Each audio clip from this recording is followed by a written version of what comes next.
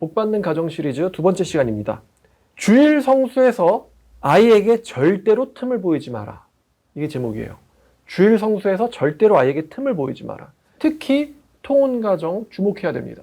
내 남편이나 아내가 불신자다. 그러면 이 강의 정말 꼭 들으셔야 돼요. 통혼 가정 주목. 여러분, 저는 어려서부터 교회를 다녔습니다. 왜냐면 어머니께서 저를 그렇게 데리고 다니셨기 때문이거든요. 제 기억에 제 아버지가 제가 어릴 적부터 교회를 다니시진 않은 것 같아요. 어렸을 적에는 아버지가 간헐적으로 교회를 다니셨지 교회를 매주 다니시진 않았습니다. 어떻게 보면은 통혼가정처럼 보일 수도 있거든요. 근데 저는 통혼가정이 갖는 저주를 받지를 않았어요. 왜 그런지 설명을 드릴게요. 저는 엄마랑 항상 같이 지냈어요. 유치원 시절 때요. 유아 시절 때, 유치원 시절 때. 왜냐면은 어머니가 제가 다니던 유치원의 교사예요. 동시에 제가 다니던 교회의 주일학교 교사입니다. 그렇기 때문에 저는 평일 내내 어머니랑 같이 있었고요.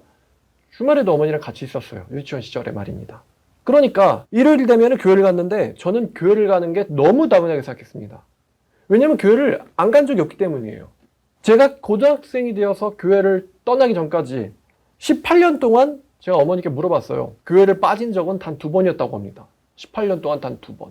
그때 이제 겨울이 되면 어떻게 교회를 다녔는지, 여름이 되면 어떻게 교회를 다녔는지 기억이 막 떠오르는데요. 그 어린 나이에 9살이죠? 9살 초등학교 때인데 그때는 국민학교라고 했습니다.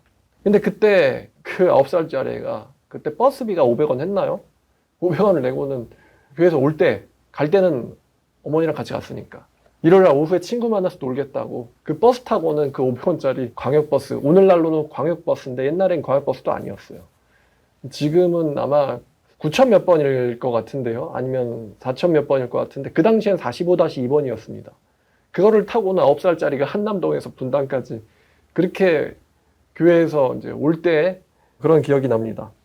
제가 교회를 빠져도 된다라는 생각을 갖게 된 건 고등학교 들어서 교회를 옮기면서 어머니랑 저랑 다니는 교회가 서로 다르게 됐을 때, 갈라졌을 때 저는 그때부터 교회를 안 가도 되겠구나라는 생각을 하기 시작했습니다.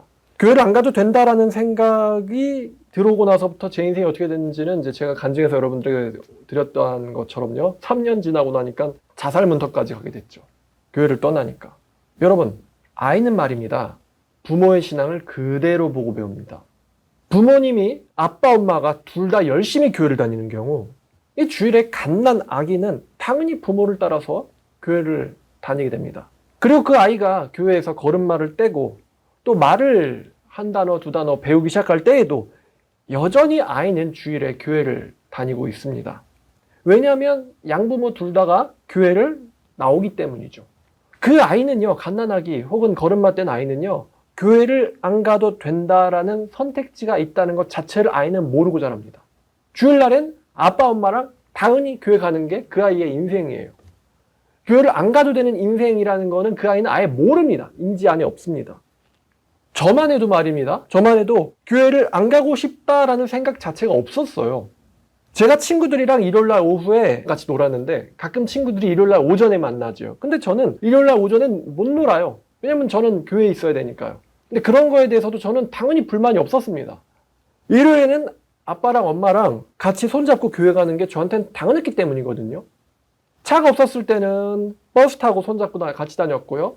1993년에 자가용을 샀는데 그때부터는 아빠 옆에 앉아서 갔습니다.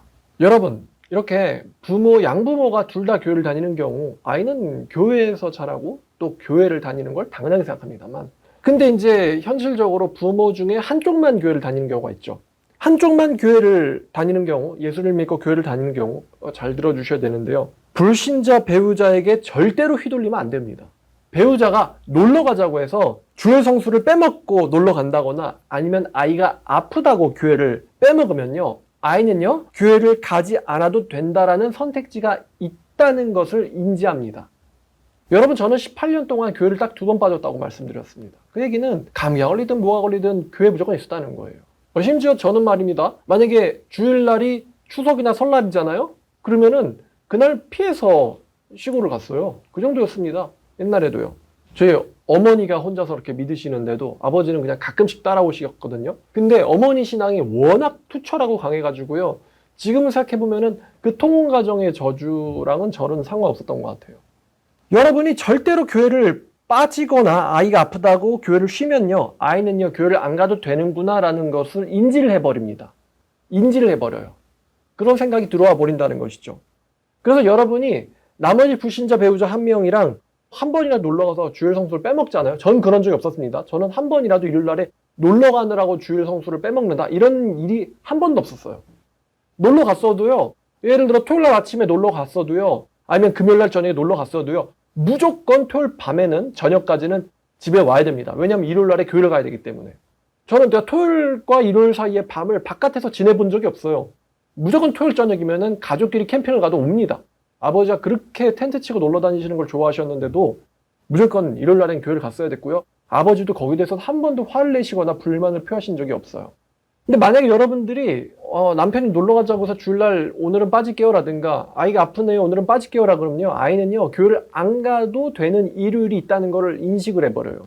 그러면 교회 가기 싫다라고 투정 부리거나 또 교회가 재미없다라고 투정을 부리면은 거기에 이제 휘둘리게 되겠죠. 근데 만약에 아이가 무조건 양부모가 다 교회를 나와요. 그러면 아이한테 교회 가기 싫다라든가 오늘은 교회가 재미없다, 이런 걸 어떻게 알겠어요?